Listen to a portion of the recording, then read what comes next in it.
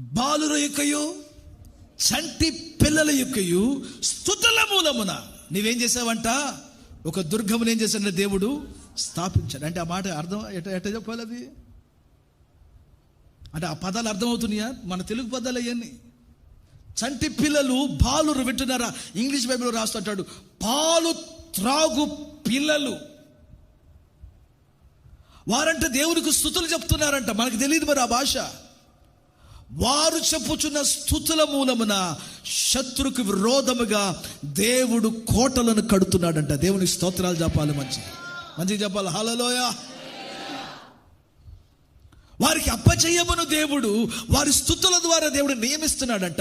ఒక చిన్న పాలు త్రాగుతున్న పిల్లలు మూలుగుతున్న మూలుగులు దేవుని సన్నిధికి స్తుతులుగా వెళ్ళొచ్చు ఉన్నప్పుడు, ఓ విశ్వాసి, ఆయన రక్తము చేత కడగబడి, ఆయన ఆత్మ చేత నింపబడి, ఒక ఆత్మీయ సంఘములో నాటబడి, దేవునికి అపోస్తలుల బోధ యందు కట్టబడుతున్నా నీవు యథార్థమైన హృదయముతో నీవు నీ వ్యక్తిగత జీవితములో, నీ కుటుంబములో బలమైన స్తుతులు చేయగలిగిన వాడుగా ఉంటే దేవుడు నిన్ను యెరూషలేములో స్థిరపరచగలిగిన వాడై ఉంటాడు.